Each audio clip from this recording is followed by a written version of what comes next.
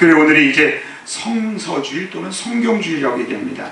성경주일이 이때 있는 것은 말씀이 육신이 되신 주님 예수님처럼 내 마음으로 말씀으로 오시는 주님을 받아들이는 그런 주간, 그런 주일이 되시길 주님의 축원드립니다. 적어도 성도는 두 가지의 무기는 갖고 있어야 합니다. 그렇죠? 어떤 무기일까요? 말씀의 무기와 기도의 무기. 세상을 살아가면서 우리 그리스도인이 그리스도인답게 살면서 하나님께 위로를 받고 하나님께 복을 받고 하나님부터 치유받으려면 우리가 이 두 가지의 힘을 갖고 있어야 돼요. 그래서 어떤 분은 책에 그렇게 썼더라고요. 기도력. 그래서 기도력. 기도의 힘을 갖고 기도의 능력을 가지고 살아가자. 말씀도 말씀의 힘, 예배의 힘. 저는 오늘 특별히 지난 주간하고 이번 주간 두 가지만 말씀드리고 싶어요. 이 말씀만 여러분들 마음속에 새기면 더 이상 설교 안 들어도 돼요. 2012년 복 받기를 원한다면, 하나님이 기뻐하는 백성 되기를 원한다면 두 가지 힘을 회복하는, 두 가지의 무기를 회복하는 여러분들 되시길 주님의 이름으로 축원드립니다. 무엇과 무엇이요? 말씀의 힘과 기도의 힘. 말씀의 무기와 기도의 무기. 그냥 어떤 사람이 여러분 자동차 운전하십니까? 그러면 여러분 장롱 면허 있는 사람이 면허증은 있지만 여러분 뭐라고 대답할까요? 예? 자동차 운전 잘 하십니까? 그럼 대답할 수 있어요? 없어요? 없죠? 괜히 이 사람이 엉뚱한 차 하나 맡겨가지고 그거 몰라 그러다가 사고 나면 큰일 나잖아요. 그렇죠? 여러분 내가 기도와 말씀을 보고 성경을 갖고 있다, 내가 기도를 한다로 끝나서는 안 돼요. 그게 힘이 되고 무기가 되려면 익숙해져야 되고 즐거워져야 됨을 기억하시길 바랍니다. 여러분 오해하지 마세요. 매주 성경 들고 다니고 내 집에 성경책이 뭐 개혁성경도 있고 개혁개정도 있고 또 하나 사다 한 것도 한 5권 있어. 다 성경이 있어. 여러분 그러나 한번 제가 물어볼게요. 성경을 잘 아십니까? 성경의 무기를 활용하십니까? 대답할 수 있어요? 없어요? 기도가 무기가 되고 기도가 힘이 되고 말씀이 무기가 되고 말씀이 힘이 되려면 적어도 그것을 잘 활용해야 되고 그것을 통해 즐거움을 얻는 자가 되어야 됨을 기억하시길 바랍니다. 저는 이제 어제 지난 주간하고 이번 주간의 말씀을 준비하면서 그런 생각을 했어요. 저부터 말씀의 즐거움을 회복하자. 기도의 즐거움을 회복하자. 운전도요, 처음에는 운전할 때 어떻습니까? 운전면허 따자마자 딱 나가면 잘 되던가요? 안 되죠? 핸들을 잡아야 되는데 기아를 넣을 때 여러분 기아를 앞을 보고 기아를 넣을 수 있어요? 없어요? 저는 잘 못 넣었어요. 꼭 기아 넣을 때는 여기를 보고 또 쳐다봐야 돼요. 기아 한 번 넣고 쳐다보고. 예? 몸에 익숙하기 전까지는 운전도 내 것이 되지 못하는 거예요. 정말 운전이라는 게 내 것이 되려면요 자꾸 운전하면 습관이 되고 내 몸에 익어야 합니다. 그럴 때 그게 진정으로 무기가 되고 힘이 될 수 있음을 기억하시길 바랍니다. 여러분 기도와 말씀도 마찬가지예요. 미안한 얘기지만 기도 생활을 하는데 기도를 통해 한 번도 정말 하나님의 입신의 경지라든가 기도 속에서 기쁨을 얻고 기도를 통해서 1시간 이상 기도하는 그 기쁨, 즐거움을 내가 아직도 이루어보질 못했다면 미안한 얘기지만 여러분들은 아직도 기도의 무기를 갖고 있지 못한 자예요. 기도의 무기와 말씀의 무기는 그렇게 쉽게 이루어지는 것이 아닙니다. 지난 시간에는 제가 말씀의 힘을 회복하자고 말씀드렸어요. 지난 시간에 했던 말씀을 잠깐 우리 하면 푸른 마르고 꽃은 시드나, 푸른 마르고 꽃은 시드나. 여러분 인생 무상과 삶의 회의 속에서 사람들은 여러 가지 인생을 삽니다. 먼저 방탕의 인생을 살아갑니다. 그리고 방황의 인생을 살아갑니다. 그러나 우리는 어떠한 인생을 살아야 돼요? 예? 순례의 인생. 한번 따라서 푸른 마르고 꽃은 시드나 우리 하나님의 말씀은 영원히 서리라 하라. 지금도 이 시간 2011년을 마감하면서 수많은 사람들이 그럴 거예요. 인생이 이렇게 험한가? 그러나 그 시점에서 어떤 사람들은요 지금 이 시간도 인생 험하니 노세 젊어서 놀세 부어라 마셔라. 지금도 아마 더 담배 피고 더 술 먹고 더 세상으로 나가는 사람이 있을 거예요. 그러나 여러분, 적어도 그리스도인은 하나님께서 우리에게 푸른 마르고 꽃은 시든다는 인생의 무상과 삶의 회의를 깨달았으면 더욱 어디를 향해 나가야 돼요? 어디를 향해 나가야 돼요? 말씀으로 나가야죠. 인생 무상을 느꼈으면 더욱 말씀 가까이로 나가는, 더욱 말씀을 찾아 읽는, 말씀 속에 해답을 얻는 여러분들 되시길 주님의 이름으로 축원드립니다. 왜 인생이 살면 살수록 헛됩니까? 그 답은 어디에 있어요? 참된 인생의 길을 찾는 답이 어디 있습니까? 성경에 있다는 거예요. 성경. 그러니까 성경을 보라는 거예요. 성경을. 그게 하나님의 말씀입니다. 여러분, 지난 시간에 말씀드렸죠. 성경은 어떤 책입니까? 성경은 어떤 책이에요? 우리에게 구원에 이르게 하는 인생의 내비게이션을 기억하시길 바랍니다. 인생의 사형 설명서라 말씀하고 있어요. 디모데 후서 3장 15절에 보면 이렇게 되어 있습니다. 또 어려서부터 성경을 알았나니 성경은 능히 너희로 하여금 그리스도 예수 안에서 믿음으로 말미암아 어디에 이르는 지혜? 구원에 이르는 지혜가 있게 되느니라. 한번 더 하죠. 성경은 인생의 뭐라고요? 믿으십니까? 정말 믿으십니까? 요즘 내비게이션을 사용하다 보면 참 좋은 게 많아요. 지난 주간도 제가 모임이 2가지가 있었습니다. 근데 서울에 모임을 가려면요, 왜 이렇게 찾기가 힘든지, 강남 쪽을 가면 도대체 어디가 어딘지 모르겠어요. 어디가 어딘지. 그런데 정말 내비게이션을 사용하면 어딘지 잘 알아주더라고요. 내비게이션 성능이 달라요. 성능이. 어떤 건요, 대충 알려줍니다. 대충 그건 제가 갖다 놓고는 다 맞췄다는 거예요. 아니, 어디 있는지, 이 많은 빌딩 속에 어디 있는지 어떻게 알아? 그런데 내비게이션이 좋은 거는요, 딱 찍으면 정확하게 그 앞까지 바래다 줘요. 그러니까 고개를 좌락으로 딱 흔들면 딱 거기에 글자가 팻말이 보여요. 근데 전에 쓰던 내비게이션은요, 서울에 강남에 갖다 놓고는 다 왔대요. 아니, 여러분, 서울 강남에 간판이 많아요, 적어요? 눈으로 보면요, 다 볼 수도 없을 정도야. 근데 다 왔대. 그리고 지가 또 끊어져 버려. 화가 나는. 근데 요즘 내비게이션들은 보면 정확하게 골목 앞에 딱 가가지고 거기 그 건물 딱 앞에서 서줘요. 참 얼마나 감사한지 몰라. 여러분, 성경을 적어도 여러분의 인생의 내비게이션으로 사용하시기를 주님의 이름으로 축원드립니다. 종국적으로는요, 구원에 이르게 하는 지혜입니다. 구원이 어딥니까? 바로 천국에 이르게 하는 지혜라는 거예요. 또한 이 구원의 의미는 이 땅에서도 구원받는, 이 땅에서도 치료받고 이 땅에서도 하나님의 은혜 받는 그런 지혜의 장소임을 기억하시기를 바랍니다. 여러분, 텔레비를 보다 보면 이럴 때 있지 않습니까? 내가 어디가 몸이 안 좋은데 텔레비를 보다 보면 아주 그것 때문에 고생하던 사람이 어떻게 했더니 낫더라 하는 그런 얘기를 들으면 귀에 들어와야 안 들어요? 들어오죠. 그럼 그대로 한번 실행해 봅니다. 그럼 나한테 맞는 경우 있어요, 없어요? 있습니다. 저도 허리가 좀 안 좋아가지고 고생을 했는데 어떤 이제 목사님 아들이 농구 선수였어요. 농구 선수였는데 농구를 하다가 허리를 다쳤다는 거예요. 근데 그 허리를 다친 그 아이가 이제 홍천에 가가지고 어떻게 훈련받았는지 어떻게 하고 나왔는지 얘기를 듣다 보니까 아, 이렇게 하는 일이 있구나. 그래가지고 이제 저도 그것, 우리 인생 속에는요, 수많은 지혜를 얻으면 내가 치료받는 방법도 배우게 되고 내가 잘못된 인생의 길에서 해답도 얻게 됨을 기억하시길 바랍니다. 하물며 세상의 소식 속에도 이러한 답이 있는데 성경 속에 답이 있을까요, 없을까요? 있을까요, 없을까요? 아유, 참. 성경 속에 답이 있을까요, 없을까요? 그래요. 없다고 생각하는 분은 그냥 없는 대로 생각하세요. 성경 속에 모든 해답이 있음을 고백하는 게 신앙입니다. 그러니까 말씀을 읽을 수밖에 없는 거예요. 어려움을 당하면 병원을 찾아가거나 어려움을 당하면 사람을 찾아가는 게 아니라 먼저 어려움을 당하면 그리스도인들은 무엇을 찾아야 돼요? 성경을 찾아야 돼요. 이게 그리스도인이에요.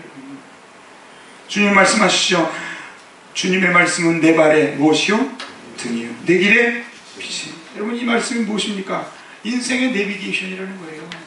네 발 앞에 등이라는 거예요.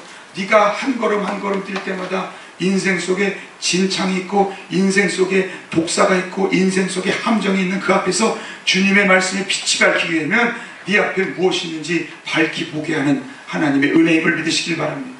어떨 땐 멀리를 비추기되 내 길에 비치니이다. 시편 119편 105절의 말씀이죠. 잠언 6장 23절에 보면 대저 명령은 등불이요 법은 빛이요 훈계의 책망은 곧 무슨 길이라? 생명의 길이라. 우리에게 생명을 주시는 길임을 믿으시기를 바랍니다. 두 번째, 여러분, 성경은 인생의 무슨 설명서라고요? 사용 설명서입니다. 이번에도 저희 아버님이 이제 모니터를 하나 사드렸어요. 그랬더니 사드리고 나서 내려왔더니 전화가 왔어요. 야, 이거 어떻게 사용하는지 사용 설명서가 없다. 그래서 또 이제 올라가가지고 사용 설명서를, 요즘 사용 설명서는 책자로 나오는 것도 아니고 컴퓨터로 들어가서 인터넷으로 다운받아서 컴퓨터로 봐야 돼요. 워낙 그 내용이 많으니까요. 근데 그걸 하나하나 이제 익숙해지시면서 요즘 이제 모니터를 어떻게 텔레비를 보고 어떻게 컴퓨터를 하는지 이제 하나하나 배우게 됩니다. 여러분, 인생 속에서도 여러분, 우리가 살아가며 수많은 가전제품조차도 사용 설명서가 있는데 하나님이 우리를 인생을 이 땅에 보내시고 나서 그냥 뚝 떨어뜨리고 네 멋대로 살아, 한번 살아봐, 살다가 잘못되면 죽고 그냥 네 뜻대로 해봐, 그렇게 하나님 주셨을까요? 사용 설명서가 따라올까요? 여러분, 우리에게는 인생의 사용 설명서가 따라오게 됨을 기억하시기를 바랍니다. 디모데후서 3장 6절 이렇게 얘기합니다. 모든 성경은 하나님의 감동으로 된 것을, 한번 따라해주세요. 교훈과 책망과 바르게 함과 의로 교육하기에 유익하니. 여러분, 이 네 가지 교훈, 책망, 바르게 함, 의로 교육은 신기하게도요, 우리 인생을 살아가는 모든 답이 여기 있다는 거예요. 교훈은 무엇입니까? 사용 설명서대로 사용하면 인생을 어떻게 하게 산다? 건강하게 살아요. 정말입니다. 믿으세요? 여러분, 가장 오래 사는 사람들이 어떤 사람일까요? 평균 수명이 가장 오래인 사람이 어떤 사람일까요? 종교인이라고 되어 있어요. 그렇죠? 종교인이 가장 오래 살아요. 왜요? 적어도 종교인이 되면 성경을 그래도 자주 볼 것이고 가장 성경에 대해서 알기 때문에 그 사용 설명서대로 사니까 건강하게 오래 사는 거예요. 또 여러분, 책망, 사용 설명대로 살지 않으면 어떤 삶이 온다? 고난의 삶이 온다.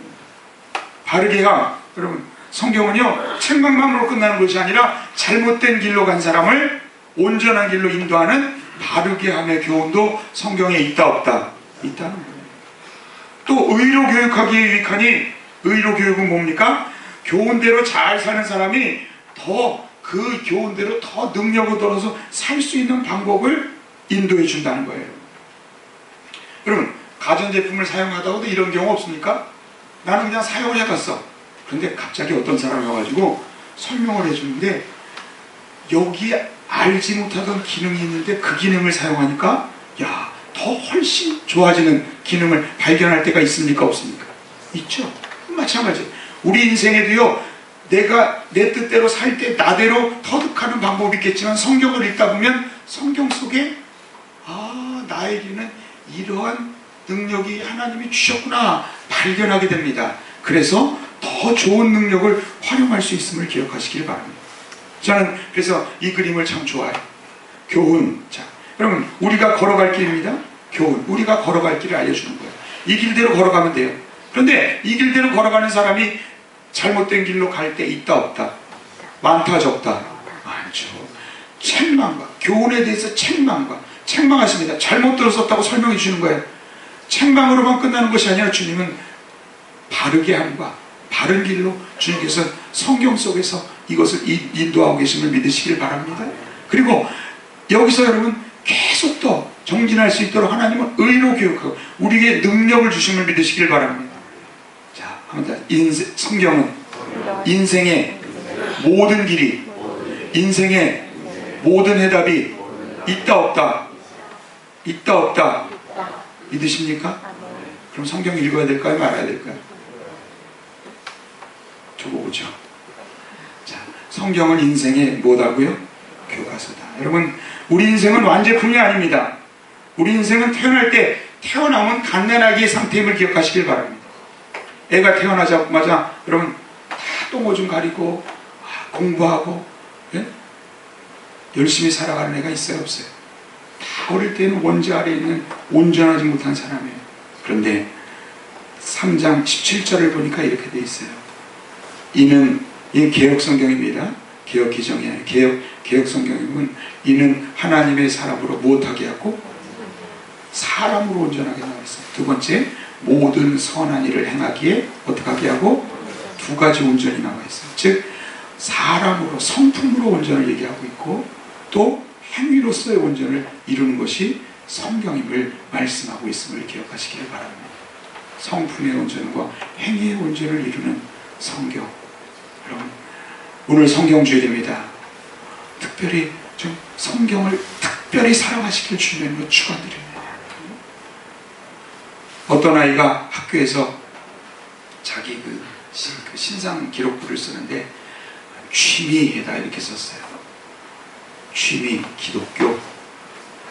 그랬더니 그걸 이제 교회 잘 다니는 선생님이 그걸 봤어요. 야, 도대체 취미를 기독교로 가진 사람은 얘는 무슨 학생이야? 그래서 불러봤대. 야, 넌 어떻게 기독교가 취미냐? 그랬더니 그냥 친구 만나기 위해서 교회 가니까요. 뭐 제가 성경을 읽겠어요? 뭘 하겠어요? 설교 시간에 꾸벅꾸벅 졸고 가가지고 그냥 친구 만나다 오는 취미로 갔다 오죠. 여러분, 취미로 신앙생활하는 사람이 있다 없다? 여러분, 성경을 안 읽는 사람은요, 취미로 신앙생활하는 사람이에요. 성경 속에 하나님을 만나지 못한다는 것은 참 불행한 일입니다. 성서주의를 맞으며 세 가지 인생의 내비게이션, 인생의 사용설명서, 인생의 교과서에 있는 하나님의 말씀을 사모하는 여러분들 되시기를 주님의 이름으로 축원드립니다. 이제 41장을 가면 41장은 기도의 힘을 회복하라, 기도력을 회복하라는 말씀으로 되어 있어요. 42장 이제 10절에 보면 10절에 빨간 줄로 춘제를 보면 이렇게 되어 있을 거예요. 두려워 말라, 내가 너를 어떻게 하리라? 도우리라. 13절에도 이렇게 고백하고 있습니다. 두려워하지 말라, 내가 너를 도울 것이라. 14절에도 무엇이라고 하지? 두려워하지 말라, 내가 너를 도울 것이라.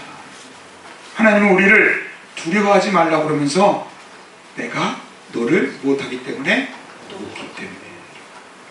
그럼 이사야서에 보면 돕는다는 말이 많이 나올까요? 적게 나올까요? 많이 나와요. 이사야서 자꾸 요즘 새벽 기도 때 하고 있는데 돕는다는 말이 얼마나 많이 나오는지 몰라요. 근데 그 돕는다는 말을 신약에 오면 결정적으로 얘기하는 것이 있습니다. 그럼 성령님을 부를 때 요한복음에 보면 14장과 15장, 16장에 보면 성령님을 보혜사 성령이라고 표현하고 있죠. 보혜사. 보혜사 성령이라는 원어가 파라클레이토스입니다. 파라클레이토스. 그게 뭐냐면 돕는 자, 그런 뜻을 갖고 있어요. 성령님은 내 안에 계셔서 나를 돕는 자이십니다. 하나님이 내가 너를 도우리라. 하나님이 위에서 돕는 것이 아니라 이제 친히 우리 몸속에 들어오셔서, 우리의 마음속에 들어오셔서 우리와 함께 하시면서 나를 돕겠다 약속하신 것이 바로 성령님을 기억하시길 바랍니다. 그러면서 두려워 말라, 도우리라, 도우리라 하시면서 오늘 말씀이 나와 있는 거예요. 오늘 말씀을 보면 하나님의 도움의 역사가 우리에게 주어지면 첫 번째, 대적자들을 우리가 거꾸로 들을 수 있음을 11절 12절은 말씀하고 있습니다. 우리 함께 읽겠습니다. 보라, 내게 노하던 자들이 수치와 욕을 당할 것이요 너와 다투는 자들이 아무것도 아닌 것 같이 될 것이며 멸망할 것이라. 내가 찾아도 너와 싸우던 자들을 만나지 못할 것이요 너를 치는 자들은 아무것도 아닌 것 같이 허무한 것 같이 되리니. 아멘. 하나님의 도우심의 첫 번째는 우리의 대적자를 거꾸로 들이고 있음을 믿으시기를 바랍니다. 주님은 이 땅 속에서 우리와 수많은 대적자들을, 그래서 성경은 얘기하죠. 원수 갚는 것은 누구에게 맡기라? 하나님께 맡기라. 내가 무엇을 해결하고 내가 무엇을 다 이루려 하지 말고 여러분 기도하시기를 주님으로 축원드립니다. 그러면 내가 이기는 거예요. 저는 저희 아버님이 어릴 때부터 저에게 했던 이야기 중에 이런 얘기를 했습니다. 한번 따라해주세요. 지는 자가 이기는 자다. 늘 저희 아버님은 저에게 그런 얘기를 하셨어요. 근데 우리 아버님도 결국 힘들고 어려울 때는 이기려고 하시더라고요. 그래서 제가 그때 대학교 때 한번 그런 일이 있었는데 아버지한테 그랬어요. 아버지, 저한테 맨날 지는 자가 이기는 자라는 말씀이 있고 아버지는 왜 이기려고 합니까? 제가 한번 그런 식으로 이제 아버지에게 대든 적이 한 번 있습니다. 근데 저는 그 지는 자가 이기는 자라는 그 얘기가 저는 성경적인 얘기라고 생각해요. 지는 자가 이기는 자. 나는 지지만 누가 이기게 하세요? 믿으십니까? 믿으십니까? 분쟁이 있거나 다툼이 있고 싸움이 있을 때 어떨 때 보면 내가 자존심이 상하죠. 여기서 지는 것 같아요. 그래도요, 내가 지는 것 같지만 누르세요. 그럼 하나님이 나로 이기게 하십니다. 또한 두 번째, 여러분 가장 중요한 말씀이에요. 한번 따라해서 하나님의 도우심은 우리를 이가 날카로운 새 타작기로 삼으십니다. 기도의 능력을 가진 자를 만든다는 거예요. 13절 말씀에 보면 이렇게 되어 있습니다. 이는 나 여호와 너의 하나님이 내 오른손을 붙들고, 누구의 오른손이에요? 너의 오른손. 그러니까 우리의 오른손을 붙든다는 거죠. 그리고 두려워하지 말라, 내가 너를 도우리라 말씀하고 있는데, 나의 오른손, 우리의 성도의 오른손을 붙드는 주님은 10절에 보면 또 이렇게 얘기하고 있어요. 10절 우리 함께 읽겠습니다. 나의 의로운 오른손으로 너를 붙들리라. 이것은 누구의 오른손이죠? 하나님. 하나님의 오른손과 나의 오른손이 붙잡아지는 순간, 하나님의 도움이 있는 순간, 그 순간 하나님의 역사가 일어납니까? 어떤 역사가 일어납니까? 버러지 같은 너 야곱아. 14절은 버러지 같은 너가 되어 있어요. 이걸 개역성경은 지렁이 같은 너 야곱아 라고 되어 있어요. 여기 버러지 지렁이는 원어를 찾아보면 부패한 곳에서 생기는 애벌레. 여러분 부패한 곳에 이렇게 오래 놔두면 거기 벌레가 생겨야 안 생겨요? 생기죠. 거기에 부패한 곳에 생기는 꿈틀꿈틀거리는 벌레 같은 존재, 그게 우리라는 거예요. 벌레 같은, 지렁이 같은 야곱아. 그런데 15절에 보면 지렁이 같은 나를 무엇으로 삼아주신다? 15절 우리 함께 읽겠습니다. 보라, 내가 너로 이가 날카로운 새 타작기로 삼으리니 내가 산들을 쳐서 무엇을 부스러기를 만들 것이요 작은 산들을 겨같이 만들 것이라. 아멘. 16절 우리 함께 읽겠습니다. 내가 그들을 까부른즉 바람이 그들을 날리겠고 회리바람이 그들을 흩어버릴 것이로되 너는 여호와로 말미암아 즐거워하겠고 이스라엘의 거룩한 자로 말미암아 못하리라 자랑하리라. 아멘. 지금까지 얘기를 종합하면 하나님의 의로운 오른손이 나의 연약한 오른손을 붙잡는 순간 하나님의 도움이 나에게 오는데, 나는 원래 무엇 같은 존재라고요? 지렁이 같은, 버러지 같은 존재였습니다. 그런데 이 지렁이 같은 너를 이가 날카로운 어떤 기지에 타작기계를 삼았어요. 그 타작기계는요, 곡물을 타작하는 기계가 아닙니다. 산들을 쳐서 부스러기를 만드는 타작기계요, 작은 산들을 쳐서 결을 만드는 타작기임을 믿으시기를 바랍니다. 산은 무엇입니까? 문제를 의미해요. 성경에 나오는 산은 우리가 눈에 보이는 산을 의미하는 것이 아니에요, 여러분. 어떤 분들이 이 말씀을 붙잡고 말씀 그대로 믿고는 내가 이가 날카로운 새 타작기가 돼서 우리 교회 앞에 있는 저 산을 다 까부르면 교인들이 오기 쉽겠지 하고 그 앞에 가서 소리 지르며 기도하는 거, 이거 어리석은 겁니다. 여기서 산들이라는 것은 우리에게 문제가 있는 큰 문제를 산으로 표현하고 있다는 거예요. 그래서 예수님도 말씀하시죠. 너희가 진실된 믿음이 있으면 산이 들려 바다에 빠지리라. 산이 일어나야 평지가 되리라. 그건 무슨 뜻이에요? 산 같은 문제가 해결 안 받는다는 말씀이에요.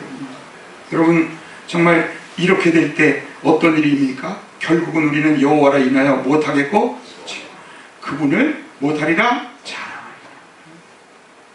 기도의 능력을 가진 자의 아름다운 모습임을 기억하시길 바랍니다. 저는 여러분들이 이런 신앙들이 되시길 바라요. 이제 2012년 말씀의 힘과 함께 기도의 힘을 회복하시기를 주님의 이름으로 축원드립니다. 근데 이 기도의 힘은요, 그냥 주어지는 것이 아니에요. 기도가 무기가 된다는 것은 그저 기도 몇 번 하는 사람을, 여러분 그 사람은 그게 무기가 되는 게 아니에요. 학도병들이 6.25 때 전쟁을 내보냅니다. 학도병들 훈련시키지 않고 내보냈다가 총알 맞이로 죽게 되죠. 왜 죽나요? 그들에게 총이 없었습니까? 있었어요. 근데 총을 사용하는 방법을 안 가르쳐주고 내보낸 거예요. 그러니까 총 한 발 쏘고는 옛날 총이 연시하는 뭐 좋은 총이니까 M1 칼빈이라는 총은 하나하나 장전하고 또 몇 발 보면 또 장전하고 또 고장도 자주 나고 그 총탄 속에서 학도병들은요 총알 집어넣고 그거 고치느라고 정신없다가 다 맞아 죽는 거예요.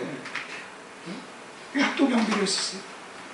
우리도 여러분 기도력과 말씀의 힘이 무기가 되지 않을 때는요 인생의 전쟁 속에서 우리의 인생의 전쟁의 상황에서 우리는 마귀에게 패할 수밖에 없습니다.